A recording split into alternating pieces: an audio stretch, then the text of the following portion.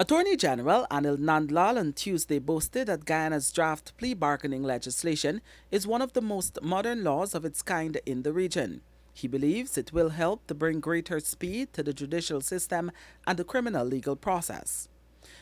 We can reduce the backlog, we can save a lot of resources, while at the same time maintaining an acceptable and just and fair and legal regime of sanctions and penalties to be imposed when criminal wrongs are committed. This system has worked throughout the Caribbean, it has worked in the United States, it has worked in the Commonwealth. The bill allows for, even before a charge is instituted or after, for the prosecution and defense to sit and work out an acceptable plea arrangement. The bill received input from consultations with the Director of Public Prosecutions, the Guyana Police Force, and the judiciary. Nandlal noted that the local practicing bar was also engaged along with the police legal advisor and the Guyana Law Reform Commission. The bill is now ready for Parliament following the approval of Cabinet. The permission of the DPP will be required before any plea agreement is entered into. We have reviewed the examples which exist in the Caribbean and fashioned our bill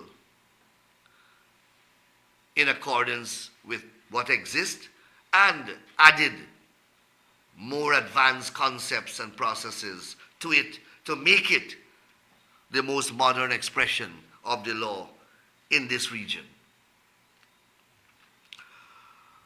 Readers or listeners will recall that over a decade ago, we had passed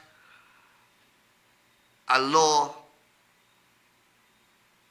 like this, but it had some inherent functional deficiencies, and it never really achieved the purpose that it was intended to achieve. The deficiencies have been identified and corrected.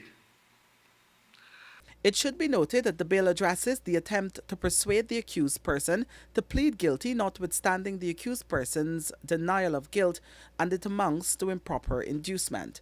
Once in place, the legislation applies to both summary and indictable offences and does not affect the right of an accused person to plead guilty without entering into a plea agreement or their right to seek a sentence indication from the court of the maximum sentence that the court may impose if the accused pleads guilty to an offence.